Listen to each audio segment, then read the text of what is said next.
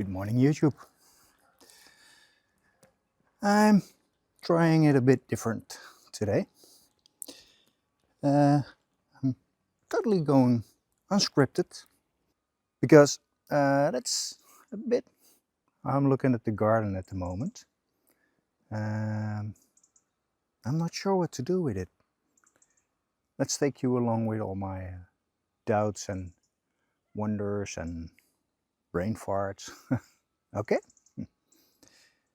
First, let's start with what's growing. One of the things that's doing well, and I didn't expect it, are some of the tomatoes.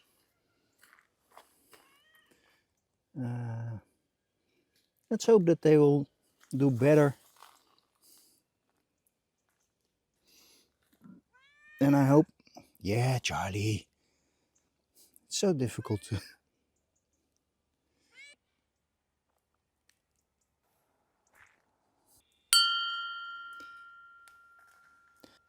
I didn't expect to grow them at the moment. I'm not sure if it's common. I don't see a lot of tomatoes here now.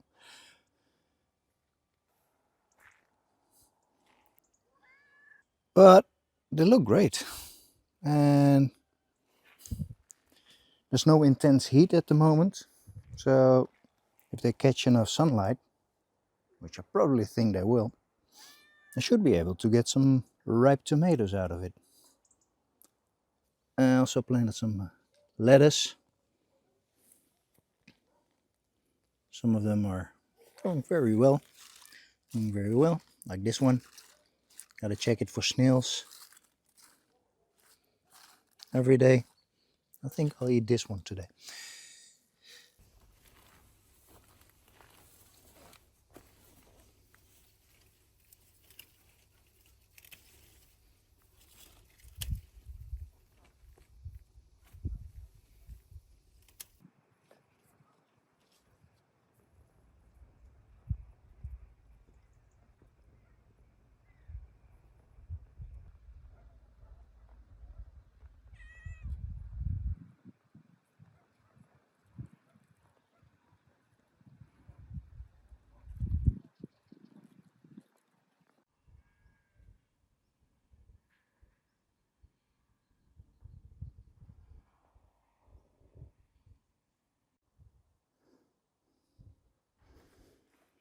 I think I'll add another layer of soil today to the potatoes.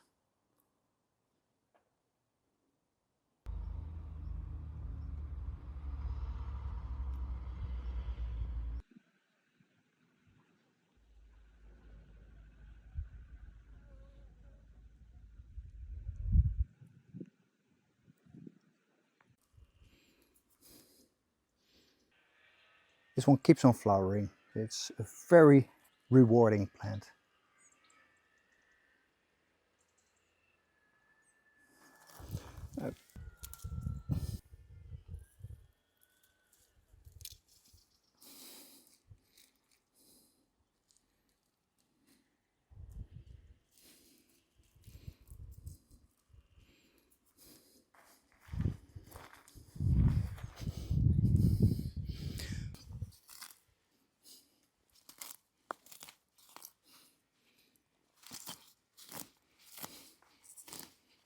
I'm trying to prevent clover from overgrowing the calendula.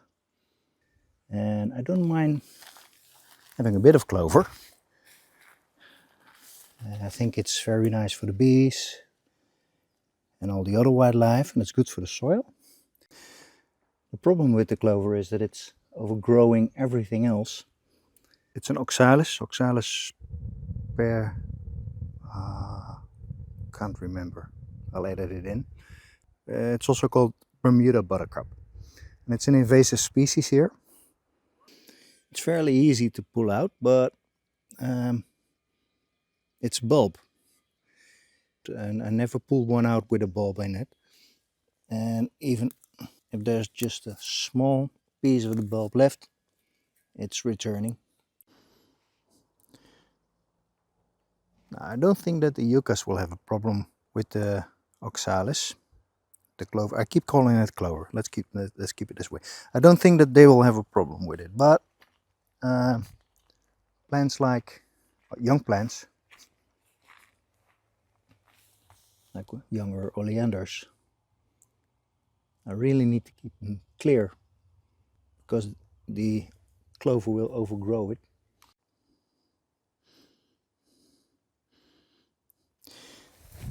This oleander has two problems. One from the clover and the other one from the alyssum.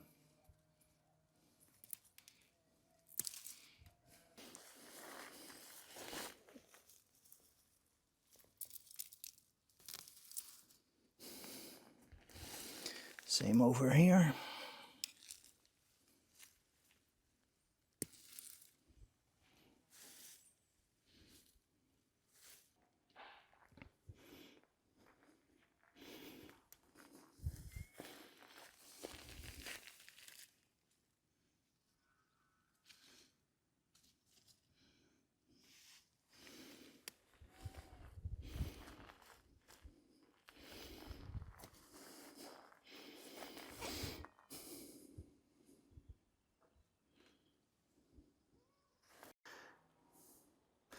I'm experimenting a little bit with cardboard, trying to see if it suppresses the clover enough.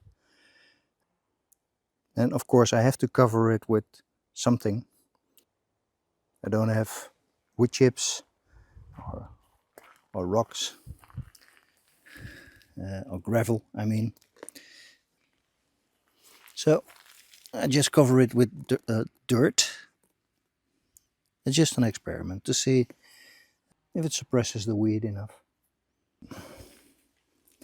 One of the there are a couple of problems with clover, and one of them is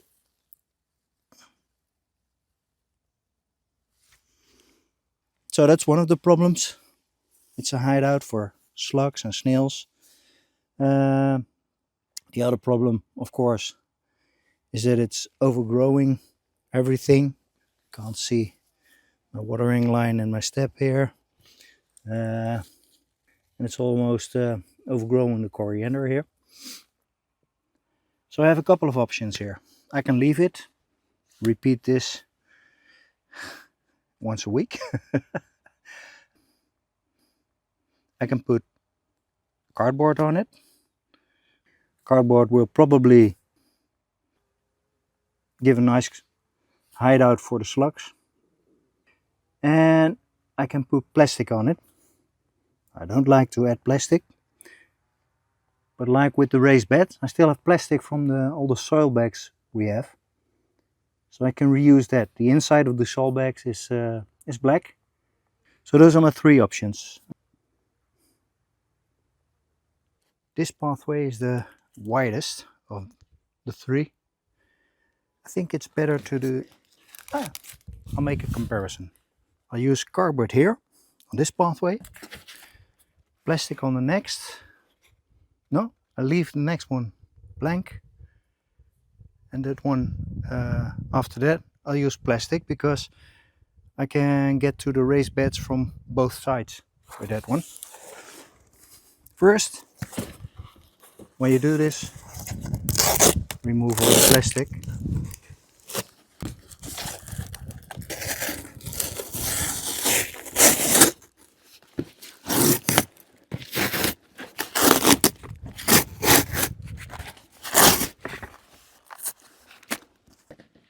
Oh, here's a great idea. Let's make it an ASMR video.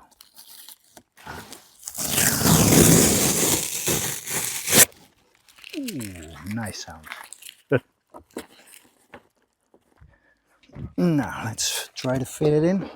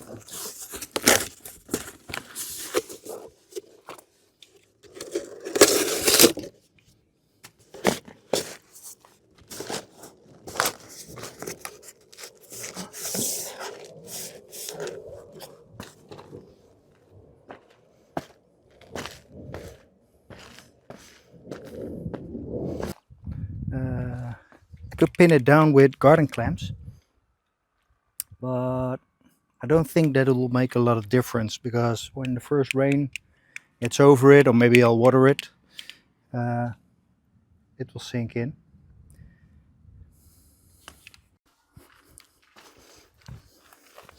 Okay, now let's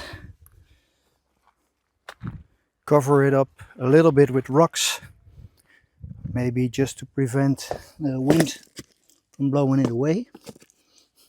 Oh my god, Jim, where do you get all those beautiful rocks? Well,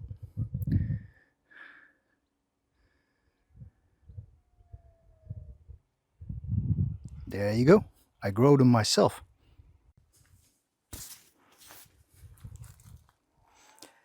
Okay, so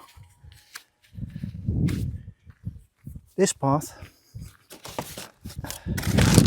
we're going to use plastic. I always keep the bags. I don't like to throw them away every time, waiting for the perfect occasion to reuse them. And I think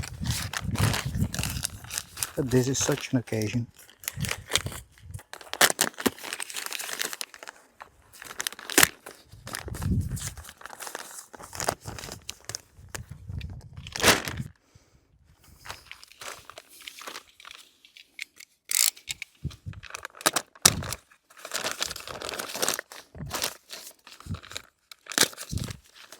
But I think that I'll still use 2 of them.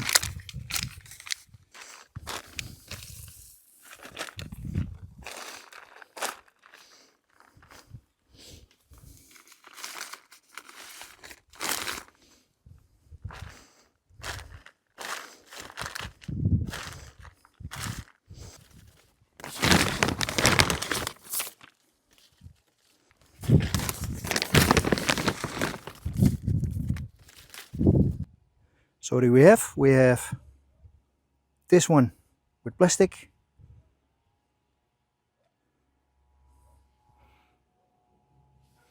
this one just regular weeding, and there we have the cardboard. And I think that will fill the cardboard with all the rocks I find along the way every time. I'm not going to try to cover it all at once, but inch by inch, centimeter by centimeter. And the cardboard will eventually be absorbed or composted or deteriorate. I'm going to clean the beds now so that I can plant some of the new plants.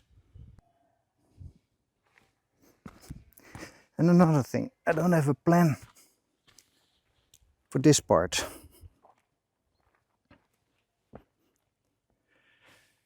I want to plant some fruit trees like figs and things we get from cuttings on the behind the swales.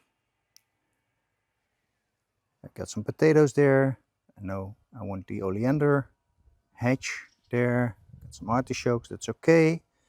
Temporary fix for the potted plants. A little bit ornamental. Bananas. But what to do with this?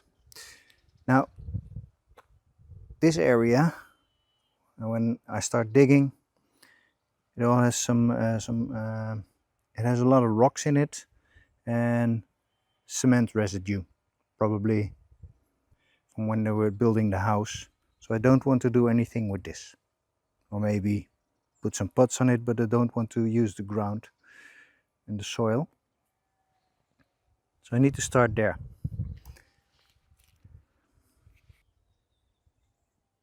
But I'm not sure what to do with it.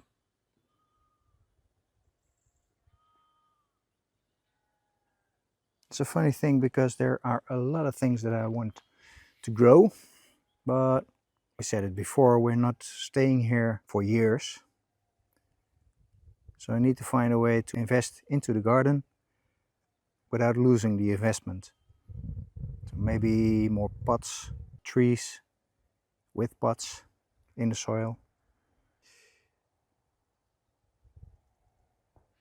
I don't know. Let's do some maintenance and some harvesting to clear my mind. That works most of the time.